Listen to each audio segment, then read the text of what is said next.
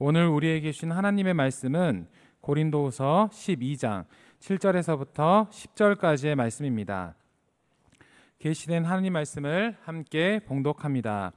여러 계시를 받은 것이 지극히 크므로 너무 자만하지 않게 하시려고 내 육체의 가시 곧 사탄의 사자를 주셨으니 이는 나를 쳐서 너무 자만하지 않게 하려 하심이라. 이것이 내게서 떠나가게 하기 위하여 내가 3번 주께 간구하였더니 나에게 이르시기를 내 은혜가 내게 족하도다. 이는 내 능력이 약한 데서 온전하여짐이라 하신지라.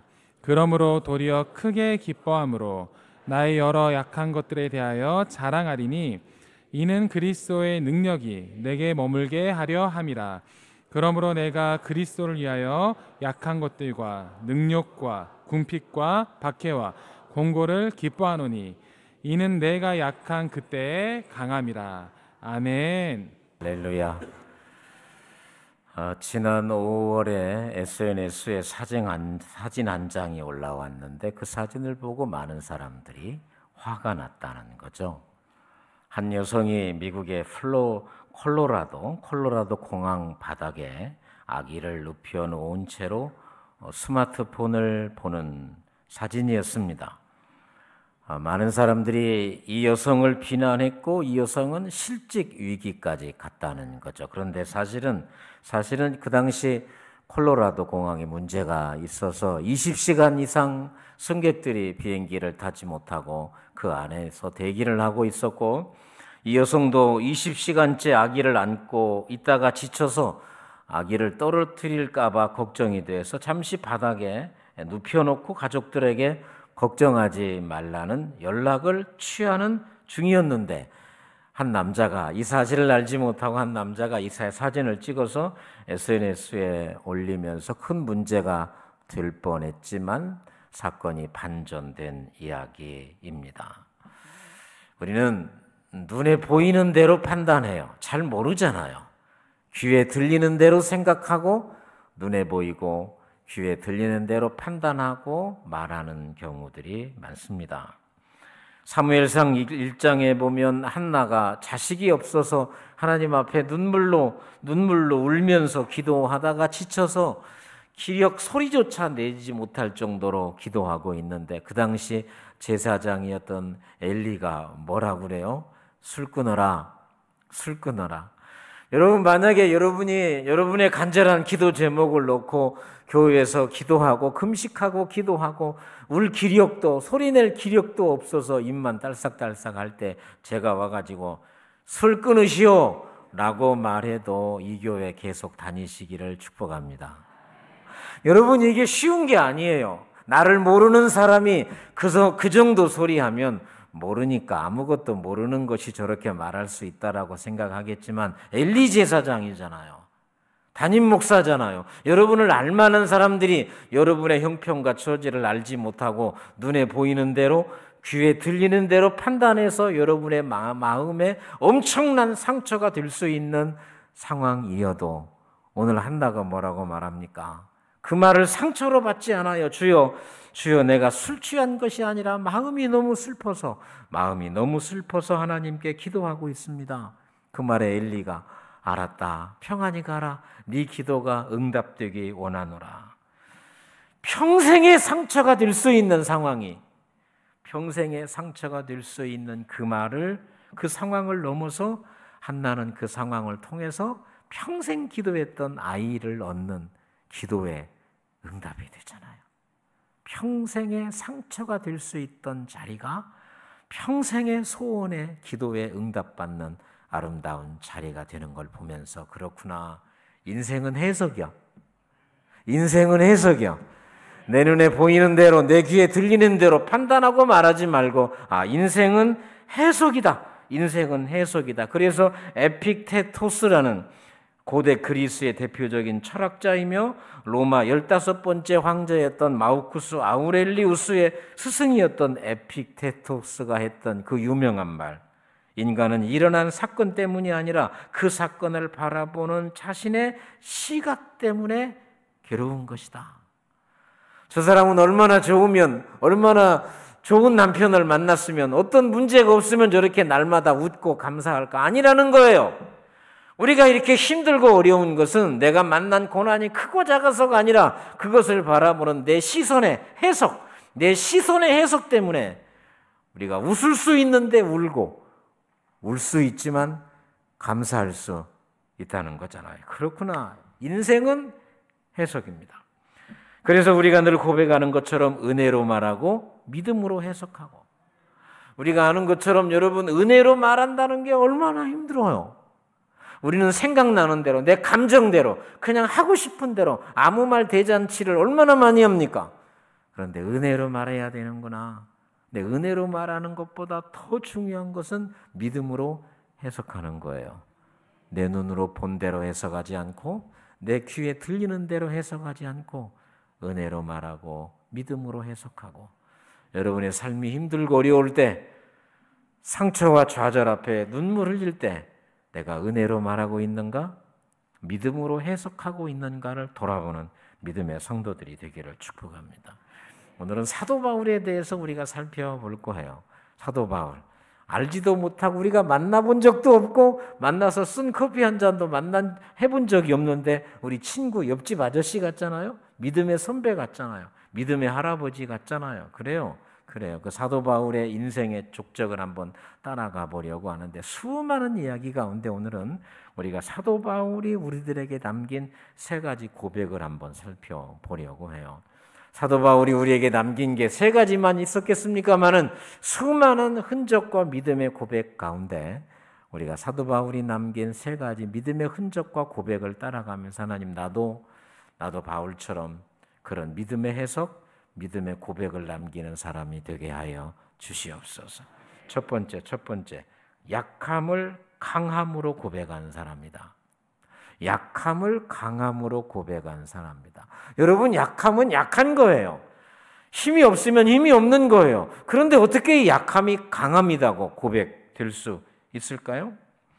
인간에게는 힘에 대한 욕구가 있어요. 그 힘을 갖기 위해서 여러분 돈을 벌고 권력을 유지하잖아요. 그 힘 속에 그 돈이 세상을 움직이는 힘이라고 생각하고 권력이 사람을 움직이는 힘이라고 생각하기 때문에 우리는 어쨌든지 간에 돈을 벌고 권력을 쟁취하려고 애쓰고 있습니다. 이런 세상에서는 약한 것이 부끄러운 거예요. 약자는 멸시당해요. 그래서 약한 것을 스스로 감추고 강한 체하고 자신이 강한 약점을 강조하고 드러내려고 하는 시대가 오늘 우리가 살고 있는 시대인데, 성경은 그렇게 말하지 않아요. 약한 것이 약한 것이 아니다. 강한 것이 강한 것이 아니다. 이게 성경이 우리에게 말해주는 건데, 자, 고린도전서 1장 27절부터 29절까지 한번 천천히 읽어보겠습니다. 그러나 하나님께서 세상의 미련한 것들을 택하사 지혜 있는 자들을 부끄럽게 하려 하시고, 세상의 약한 것들을 택하사 강한 것들을 부끄럽게 하시며, 하나님께서 세상의 천한 것들과 멸시받는 것들과 없는 것들을 택하사 있는 것들을 폐하려 하시나니, 이는 아무 육체도 하나님 앞에서 자랑하지 못하게 하려 하심이라. 세상은 강한 게 강한 거예요. 세상은 약한 건 약할 것 뿐이에요. 그런데 성경은 약한 것이 약한 것이 아니고 강한 것이 강한 것이 아니다. 미련한 사람들을 택해서 지혜 있는 사람들을 어떻게 부끄럽게 만드는 거예요. 약한 사람들을 택해서 스스로 강하다고 하는 사람들을 부끄럽게 하고, 천하고 멸시받고 없는 사람들을 택해서 있는 사람들을 부끄럽게 하는 것이 하나님의 뜻이다. 왜? 이것은 아무도 누구도 자기 육체를 하나님 앞에서 자랑하지 못하게 하려고. 이 말을 뒤집어 말하면 우리는 우리 육체를, 나의 잘남, 내가 대학, 박사학위, 돈, 건강, 수많은 것들을 기회만 있으면 자랑하고 싶잖아요. 좀 물어봐줘. 물어봐 주세요. 왜 안 물어봐줘? 나 자랑하고 싶은데. 좀 물어봐줘. 안 물어봐줘서 시험 들고, 어떤 사람은 물어봐줘서 시험 드는 이런 시대에 살아가는 우리들인데, 하나님은 약한 것이 약한 것이 아니고 강한 것이 강한 것이 아니다라는 것을 말해주고 있어요. 이것을 깨달은 사도 바울은 우리들에게 놀라운 고백 하나를 남기는데 고린도후서 12장 9절을 같이 읽습니다. 나에게 이르시기를 내 육체가 내게 족하도다. 이는 내 능력이 약한 데서 온 자여 짐이라 하심이라. 그러므로 도리어 크게 기뻐함으로 나의 여러 약한 것들에 대하여 자랑하리니 이는 그리스도의 능력이 내게 머물게 하려 함이라. 여러분, 바울은 사실 세상에 자랑할 게 너무너무 많은 사람이었어요. 가말리엘 문에 요즘으로 말하면 최고의 대학을 나온 사람이고 로마 시민권, 태어날 때부터 로마 시민권이었고 유대인 가운데 유대인이었던 사도 바울은 세상에 내밀 명함들이 다른 사람들이 오 뒤로 넘어질 것들을 많이 가지고 있는 사람이었습니다. 그런데 그가 그리스도 예수를 만난 다음에 약한 것이 강함이 된다는 사실. 그래서 그의 자랑이 오늘 고린도후서 12장 9절에 보니까 약한 것들을 자랑하게 된 거예요. 세상적 사고방식에 믿음을 가졌다 하더라도 온전한 믿음, 세상적 사고방식에서 벗어나지 못한 우리들은 약한 것을 감추고 싶어요. 그런데 사도 바울은 약한 것들을 자랑을 해요. 왜? 약한 것에서 내 믿음의 능력이 나오기 때문에. 또 바울은 고린도후서 11장 30절에서 이렇게 말합니다. 내가 부득불 자랑할진대 내가 약한 것을 자랑하리라. 바울의 평생의 자랑이 두 가지인데 그 중에 하나가 약한 것. 하나님, 나는 주님 아니면 안 돼. 나는 주님이 없으면 안 돼. 나는 주의 십자가 아니면 아무것도 아니다는 사실을 바울은 그래서 그 약함을 붙들고 세상에서 자기가 강함이라고 생각했던 모든 것들을 다 던지고 약함 가운데서 강한 자가 된 사람이 사도 바울이잖아요. 20세기 최고의 지성인을 꼽으라면 그 중에 한 사람이 영국의 버드란트 러셀, 대단히 유명한 철학자입니다. 어릴 때부터 교회를 다녔는데 아주 똑똑했어요. 성경도 잘 알고 성경도 잘 암송도 하고 그러다 이 어린아이가 점점 커가면서 교만해지면서 자기 목사님께 대들기도 하고 논리적으로 논박하기도 하면서 목사님 그것도 모르면서 설교합니까? 이런 오만하고 교만한 소리를 했던 그가 나중에 나는 왜 기독교인이 아닌가? 나는 왜 기독교인이 아닌가라는 책을 썼는데 이 책은 자신이 가지고 있는 성경적 지식을 가지고 성경을 반박한 책입니다. 성경을 가지고 성경을 반박한, 자신의 성경적 지식을 가지고 성경을 반박한 나는 왜 기독교인이 아닌가. 그래서 기독교의 허구성을 말하는 이 책을 썼는데 여러분, 이 책을 통해서 그 당시 얼마나 많은 젊은이들이 세상으로 갔을까요? 버드란트 러셀은 그 당시 정말 대단히 유명한, 세상적으로 유명한 철학자였는데 그가 쓴 이 책 한 권으로 얼마나 많은 젊은이들이 교회를 떠나고 교회에 와보지도 않으면서 교회를 비판했을까? 가슴 아픈 일입니다. 여러분, 이렇게 강한 것이 강함으로만 남을 때 악해질 수 있다는 것을 말해주고 있습니다. 어느 목사님이 어디를 갔다가 차를 빼다가 다른 사람 차를 긁었는데 앞 범퍼가 많이 상했어요. 그래서 전화를 아는데도 전화를 받지 않으니까 그 앞에다가 자기 명함을 놓고 이제 집에 왔는데 걱정이 되잖아요. 전화 소리만 울리면 아이고 내가 봐도 엄청 긁었는데 그것도 외제차를 엄청 긁었는데 연락이 안 오는 거예요. 그래서 그 다음날 자기가 알아서 전화를 했다는 거예요. 근데 그분이 뭐라고 하면 목사님 걱정하지 마세요. 아니 내가 목사인 줄 어떻게 알아요? 목사님 걱정하지 마세요. 범퍼는 박으라고 있는 거예요. 범퍼는 긁으라고 있는 겁니다. 걱정하지 마시고 목회 지금처럼 열심히 하십시오. 수백만 원의 빚을 탕감받은 거예요. 그러다 이 목사님 운전하고 가다가 그 배달하는 오토바이가 자기 차를 받았어요. 근데 꽤나 받았는데 알고 보니까 참 어렵게 살면서 배달하는 그 아저씨였는데 이 목사님이 뭐라고 말했을까요? 앞뒤 옆 다 갈아요. 그럴 수도 있겠지만 뭐라고 말했을까요? 범퍼는 긁으라고 있는 거예요. 여러분, 범퍼는 긁으라고 있는 거예요. 내가 그 사랑을 받아서 그 사랑을 줄 수도 있지만 나는 뒤에 살짝 받고 수백 물어준 사람이 있거든요. 문콕 한번 해가지고 그런 사람이 있어요. 그래서 그러잖아요. 걸리기만 해봐라. 막 걸리기만. 내가 못 받아도 이미 우리는 그리스도 예수의 사랑을 받았기 때문에 강한 게 아니에요. 약한 게 아니라니까요. 내가 받은 사랑, 내가 받은 은혜, 그 사랑으로 살아가는 믿음의 성도들이 되기를 축복합니다. 큰 소리 치는 사람이 이긴 게 아니라니까. 뒷머리 목 잡고 큰 소리 치는 사람이 이긴 게 아니죠. 오늘 바울이 우리에게 남긴 소중한 고백, 약함을 강함으로 고백하는 이 고백. 두 번째, 응답되지 않은 기도를 응답으로 고백한 사람입니다. 아니, 응답이 안 됐어요. 바울은 자신에게 육체의 질병이 있습니다. 사단의 가시라고까지 말했어요. 그 가시 제거를 위해서 3번 기도했다고. 여러분 3번만 기도했겠어요? 힘들고 어려우면 앉아도 기도, 일어서도 기도, 밥 먹을 때 기도, 누울 때 기도. 사도 바울이 가진 이 질병이 어떤 학자들은 안질일 것이다, 또는 간질, 간질, 정확히는 알 수 없지만 추측할 수 있는 질병 가운데 하나인데, 그 질병을 놓고 하나님 고쳐주세요, 하나님 해결해 주세요, 이 문제 풀어주세요, 기도하는 사도 바울에게 하나님이 대답을 하잖아요. 알았다. 그 응답이 고린도후서 12장 7절, 8절, 9절입니다. 여러 계시를 받은 것이 지극히 크므로 너무 자만하지 않게 하시려고 내 육체에 가시고 사단의 사자를 치셨으니 이는 나를 쳐서 너무 자만하지 않게 하려 하심이라. 이것이 내게서 떠나가게 하기 위하여 내가 3번 주께 간구하였더니 내게 이르시되 내 은혜가 내게 족하도다. 이는 내 능력이 약한 데서 온전하여짐이라 하신지라. 그러므로 도리어 크게 기뻐함으로 나의 여러 약한 것들에 대하여 자랑하리니 이는 그리스도의 능력이 내게 머물게 하려 함이라. 아멘. 사도 바울은 자신에게 왔던 이 육체의 질병이 얼마나 힘들었으면 3번만 기도했겠어요? 하나님 앞에 간절히 기도했는데 하나님이 그만 기도하래.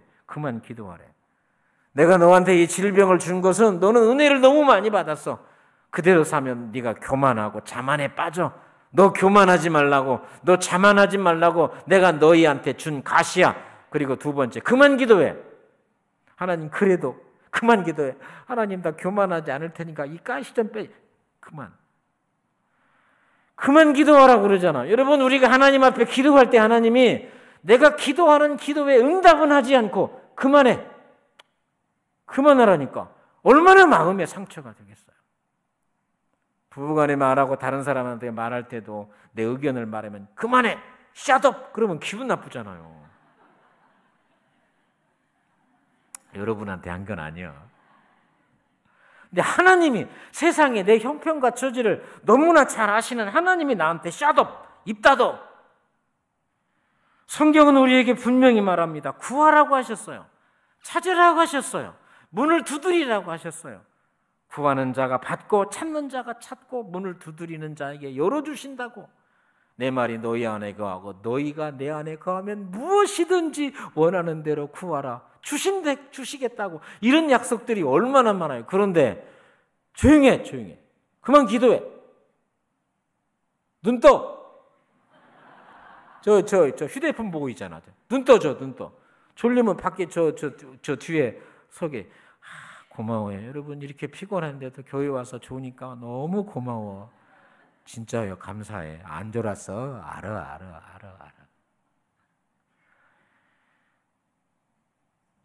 예수님의 기도를 한번 보십시오. 예수님은 겟세마네 동산에서 땀이 피가 되도록 기도합니다. 마태복음 26장 39절. 조금 나아가서 얼굴을 땅에 대시고 엎드려 기도하여 이르시되 내 아버지여 할만하시거든 이 잔을 내게서 지나가게 하옵소서. 그러나 나의 원대로 마옵시고 아버지의 원대로 하옵소서.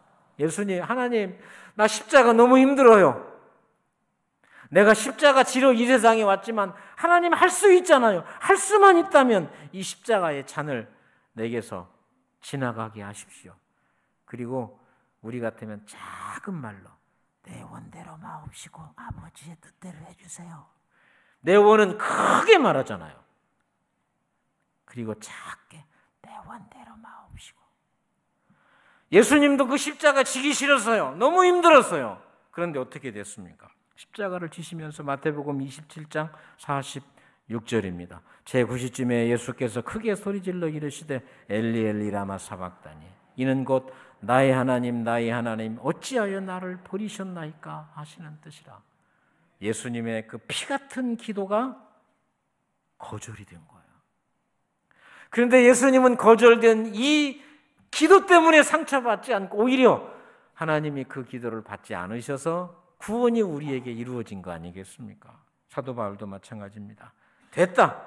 철저히 거절당하는 그 앞에서 바울은 상처받지 않고 응답되지 않았는데 그 기도가 응답됐다라고 고백을 하는 거예요. 왜 그럴까요? 왜 그럴까요? 고린도후서 12장 9절을 보겠습니다. 나에게 이르시되 내 은혜가 내게 족하도다 이는 내 능력이 약한 데서 온전하여짐이라 하신지라. 그러므로 도리어 크게 기뻐함으로 나의 여러 약한 것들에 대하여 자랑하리니 이는 그리스도의 능력이 내게 머물게 하려 함이라. 아멘. 사도 바울은 그 간절한 기도가 하나님 앞에 거절됐는데 더 이상 기도하지 않았고 거절된 상황을 응답이라고 보는 거예요. 왜? 오늘 9절에 보면 내 능력이 약한 데서 온전하여짐이라 그리스도의 능력이 내게 머물게 하리 함이라. 그래서 도리어 크게 기뻐했다. 이 말은 내가 만난 고난과 질병이 하나님 안에서 예수 그리스도 안에서 해석이 된 거예요. 내가 만난 질병과 고난과 환난이 그리스도 예수 안에서 해석이 안 되면 가장 작은 것 때문에 때로는 하찮아 보이는 것 때문에 걸려 넘어지고 자빠지는 경우가 얼마나 많아요. 그러나 내가 만난 그 육체의 질병과 내가 만난 고난이 그리스도 예수 안에서 해석이 되잖아요. 해석이 되면 거절된 기도가 응답된 기도가 되는 거예요. 해석이 되면 아직 해결이 안 됐어요. 여전히 아프고 힘들고 괴로워요. 그런데 더 이상 그 문제 가지고 하나님 앞에 기도하지 않아요. 왜? 이미 그 고난과 질병은 해석이 됐기 때문에 그러거든요. 그런데 여러분 이게 쉽지 않아요. 남이 힘들고 어려울 때는 딤전사사야 감사하게 사도 바울도 그랬어 라고 말하는데 그 문제가 내 문제가 되면요. 그 문제가 우리 가정의 문제가 되면 이것은 넘어가기 힘들어요. 오랜 질병 때문에 하나님께 기도하고 부르짖어도 고쳐주지 아니하고 오히려 그 병이 점점 깊어가는 자신을 보면서 딤전사사 하나님 감사합니다 할 수 있을 것 같습니까? 평생 무거운 십자가를 짊어져야 할 태어나서 보니까 자녀가 장애하고 자라면서 자녀가 장애가 됐을 때 그 자녀 장애된 그 몸이 아픈 아이를 길러야 하는 부모 입장에서 그래도 하나님의 선물이야 계획이 있을 거야 이 말에 감사하며 감사합니다라고 말할 수 있겠냐 하는 거예요. 이력서를 수십 통 써가지고 다니면서 취직을 해보려고 하지만 변변한 면접조차도 해보지 못하고 번번이 떨어지는 그 상황에서도 때를 기다려 하나님이 해주실 거야 라고 할 때 아멘으로 감사하며 할 수 있는 사람이 얼마나 있을까요? 이게 남의 문제가 아니라 내 문제가 됐을 때 정말 하나님 감사합니다. 사도 바울처럼 응답되지 않은 것을 응답으로 고백할 수 있을까 하는 것입니다. C.S. 루이스 얘기를 해보려고 합니다. C.S. 루이스는 대단한 변증가이지만 많은 책을 썼어요. 고통의 문제라는 책을 썼습니다. 고통의 문제. 하나님이 선하고 전능한 존재라면 왜 자신의 피조물들이 고통을 당하도록 허락하시는가? 이게 인간이 풀지 못하는, 풀으려고 하는 그 질문이잖아요. 하나님이 나를 이렇게 사랑하신다면, 하나님이 선하고 전능하신데 왜 하나님은 자신의 피조물들, 특별히 하나님을 잘 믿는 사람들에게 끊임없이 고통을 허락하시는가? 이 문제에 대한 답을 고통의 문제라는 것으로 논리적으로 체계적으로 쓴 대단히 좋은 책입니다. 그 다음에 쓴 책이 헤아려 본 슬픔이라는 책입니다. 고통의 문제는 내가 가지고 있는 신념과 신앙과 지혜와 지식을 가지고 쓴 책이라면 이 헤아려 본 슬픔은 자신이 직접 당하고 난 슬픔입니다. C.S. 루이스는 59살에 처음에 결혼합니다. 59살에 한 여성을 만납니다. 조이 그레삼이라는 여자를 만났는데 이 여자는 이미 한 번 결혼을 한 여자였고 C.S. 루이스가 만났을 때 조이라는 여자는 악성 골수암을 앓고 있었어요. 악성 골수암을 앓고 있다는 걸 알았지만 결혼을 했어요. 얼마나 기도했을까요? 둘이 손잡고 하나님 고쳐주세요. 하나님 고쳐주세요. 하나님 고쳐주세요. 그러나 4년 후에 조이 그레함이 사망을 하고 나서 쓴 책이 헤아려 본 슬픔이라는 책입니다. 고통의 문제는 내가 직접 당하기 전에 이론적으로 논리적으로 지혜와 지식을 가지고 썼다면 이 헤아려 본 슬픔은 정말 늦게 만난 한 여자와 4년 동안 그렇게 간절히 기도했음에도 불구하고 고침받지 못하고 아내가 죽는 현실에서 쓴 책인데 이 책에 여러 가지 나오지만 중요한 3가지 문장이 나옵니다. 첫 번째, 내 안에 그물이 일어나는 것을 봤다는 거죠. 내가 이런 고난과 고통을 당할 때 나는 내 안에 이런 그물이 있다는 걸 몰랐어요. 그냥 다른 사람 위로해주고 격려해줄 때는 딤전사사야, 하나님의 뜻이야, 하나님은 합력해 손을 이룰 거야 라고 말했는데 내가 이 고통을 당하자 내 안에 이런 엄청난 그물 같은 존재가 올라와서 자신을 괴롭히고 있다는 사실. 두 번째, 내가 하나님께 기도할 때 하나님은 문을 꽉 닫고 나가는 거야. 여러분, 부부싸움하다가 남편과 아내 또 애들하고 싸움하다가 나갈 때 문을 살짝 닫고 나가요. 아니면 손으로도 아니고 발로, 그 정도는 아니겠지. 근데 우리가 내 기도가 하나님 앞에 거절될 때 그렇게 기도해도 하나님이 내 기도에 응답하지 않을 때 우리는 심정적으로 하나님에 대한 서운함 때문에 하나님 왜 안 들어주냐고 하나님이 나갈 때 문을 확 닫고 나가는데 세 번째, 문을 닫는 것을 넘어서 문을 꽝 닫고 나가더니 밖에서 자물쇠를 채우는 거야.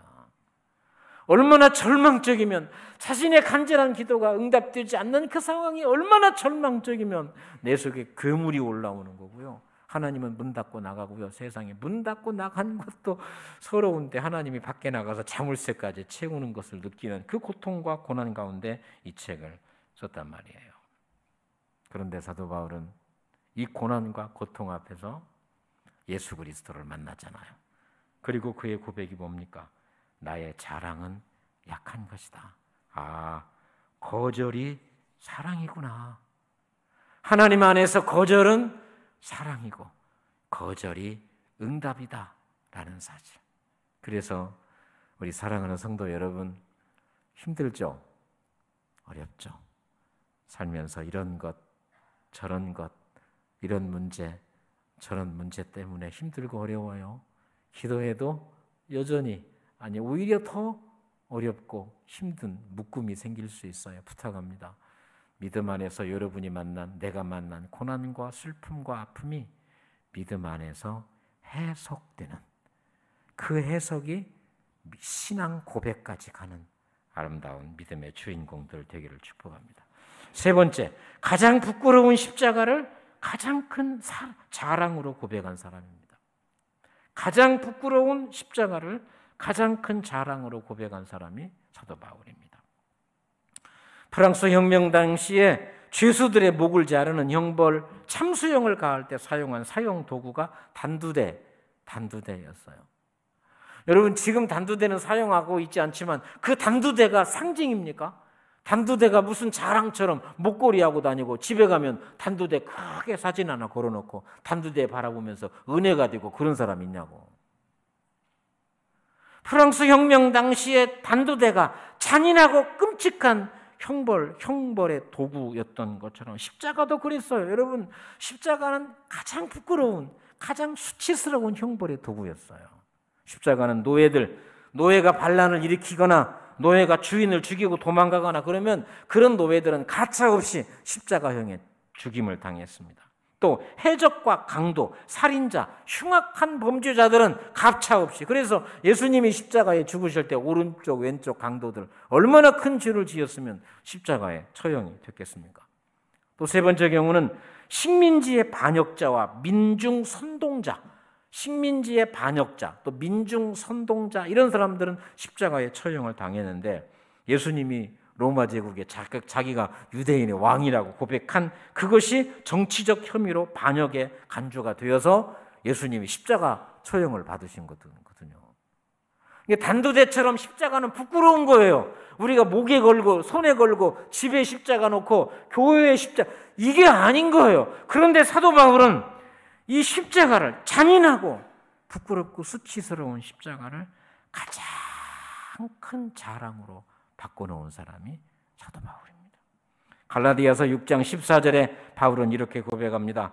그러나 내게는 우리 주 예수 그리스도의 십자가 이외에는 결코 자랑할 것이 없다. 바울이 평생 살면서 자랑한 게 두 가지요. 첫 번째가 뭐예요? 약한 것, 내 약한 것. 두 번째가 뭐예요? 십자가예요. 약한 것이 어떻게 자랑이 돼요? 십자가가 어떻게 자랑이 될 수 있어요? 그런데 나의 자랑은 나의 약한 것과 나의 십자가다. 왜 바울은 십자가를 이렇게 자랑했을까요? 고린도전서 1장 18절에 바울이 이렇게 말합니다. 십자가의 도가 멸망하는 자들에게는 미련한 것이요 구원을 받는 우리에게는 하나님의 능력이다. 십자가의 도가, 십자가가 미련한 자에게는 부끄러운 거예요. 수치스러운 거예요. 그러나 구원받는 우리에게는 하나님의 능력, 하나님의 권세. 그래서 십자가는 자랑이 되는 거예요. 요한일서 1장 7절입니다. 요한일서 1장 7절. 그 아들 예수의 피가 우리를 모든 죄에서 깨끗하게 하실 것이요. 십자가가 자랑이 될 수밖에 없는 것은 그 아들 예수 그리스도가 그 십자가에서 내 죄를 뒤집어 쓰고 죽은 그 흘리신 그 피가 모든 사람의 죄를, 어떤 죄를 지어도 무슨 죄를 지어도 회개하고 돌아오면 모든 사람의 죄를 씻어주고 완전케 해주시는 그 피가 십자가에서 흘렸기 때문에 십자가가 자랑이 된 것 아니겠습니까? 그러므로 여러분, 우리가 하나님 앞에 구원받는 것은 십자가로 충분합니다. 예수의 피값으로 충분한 거예요. 그 어떤 것도 우리가 구원받는 일에 예수의 십자가 보혈의 피 이외에 아무것도 필요가 없는 거 아니겠어요? 스펄전 목사님 그래서 이렇게 말합니다. 그리스도가 하나님의 보물 창고에 지불하신 값비싼 몸값에 왜 당신의 가짜 동전 한 입을 더하려고 하는가? 그리스도가 흘린 그 십자가의 피면 충분해요. 그걸로 우리의 모든 죄가 용서받아요. 그런데 그거 말고, 십자가 말고, 보혈의 피 말고 가짜 동전, 그것도 가짜 동전 한 입을 왜 더하려고 하는가라고 질문을 하고 있는 거예요. 여러분, 우리가 미술관에 가면 손대지 말라고 나오잖아요. 손대지 마세요. 근데 우리는 꼭 대지 말라면 대고 싶어요. 먹지 말라면 먹고 싶어요. 여러분은 글 안 하는구나. 참 착하다. 정말 좋은 것들은요, 유리관에 있어서 사진도 찍지 못하게 해요. 사진도 찍지 못하게 해요. 만약에 여러분이 보고 저 수염이 좀 이상하다, 여러분이 수염을 한번 그렸다고 생각하면 큰일 납니다. 우리의 구원은 예수 그리스도께서 십자가에 흘리신 그 피로 충분하다. 그 어떤 것도 필요 없어요. 그 예수 십자가의 피로 충분하기에 여러분, 십자가는 우리의 자랑이 되고 기쁨이 되는 거예요.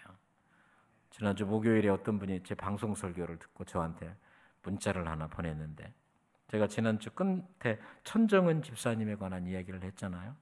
2012년에 유방암, 폐암, 림프암, 경추 열 몇 가지 암에 걸렸다가 13년 살다가 2025년 6월 13일에 별세한 천정은 자매, 천정은 집사님. 하나님, 내가 뭐 하다가 주님 만날까요? 부활을 전해라. 부활을 전해라. 그래서 정말 돌아가시기 전까지, 제가 보니까 정확한 건 아니지만 사망하기 한두 주 전까지 이렇게 살이 쭉 빠져가지고 휠체어를 타고 다니면서 앉아서 간증을 하더라고요. 그래서 물었어요. 사람들이, 당신은 사람들에게 어떻게 기억되고 싶은가? 참, 우리 모두에게 다시 한번 내가 죽은 이후에 내가 이 교회에 무엇으로, 어떤 사람으로 남기를 원하는가? 천정은 자매의 고백입니다. 예수밖에 모르는 애. 쟤는 예수밖에 몰라. 쟤는 예수밖에 몰라. 또 예수하면 천정은이 떠올랐으면 좋겠어요. 여러분, 이게 우리 모두의 고백이 되기를 원합니다. 내가 세상에서 그래요, 여러분. 저도 학교 다니면서 참 그 한 줄, 어디 대학 졸업, 석사, 그거 하나 하려고 얼마나 애쓰고 수고했는지 몰라요. 그런데 우리가 하나님 앞에 갔을 때 예수밖에 모르는 사람, 예수하면 그 사람이 떠올랐으면 좋겠다라는 청정은 자매의 말. 하나님, 우리도 그렇게 살고 싶어요. 그렇게 살고 싶어요. 우리 교회의 역사 속에, 하나님 나라의 역사 속에 그는 예수밖에 몰랐다. 예수면 다였고 예수가 없으면 완전히 없는 인생을 산 사람이 그 사람이었다라고 고백되는 그런 인생을 우리 같이 한번 살아보기를 권하고 축복합니다. 오늘 사도 바울이 우리에게 남겨준 생명 같은 3가지 고백. 첫 번째, 약함이 강한 거라네. 약함이 강한 거라네. 두 번째, 응답되지 않았는데 응답됐다네. 응답되지 않아서 여전히 내가 힘들고 어려운데 이미 응답받았다네. 하나님, 나도 내가 만난 고난과 질병이 그리스도 예수 안에서 해석이 되어 이것이 믿음의 고백까지 나가게 하여 주시옵소서. 가장 부끄러운 십자가를 가장 큰 자랑으로 바꾼 사람이 사도 바울입니다. 우리도 그런 은혜, 그런 사랑, 그런 믿음의 고백을 하며 살아가는 믿음의 성도들 되시기를 축복합니다. 하나님 아버지, 우리도 사도 바울처럼 멋진 해석, 멋진 시각, 멋진 고백, 행복한 신앙의 고백을 하기를 원합니다. 약할 때 강하다고, 응답이 되지 않았는데 도리어 크게 기뻐한다고, 나의 자랑은 십자가밖에 없다고, 이 고백이 사도 바울의 고백을 넘어 나의 고백, 우리 집안의 고백, 우리 교회의 고백이 되게 하옵소서. 예수님 이름으로 기도합니다.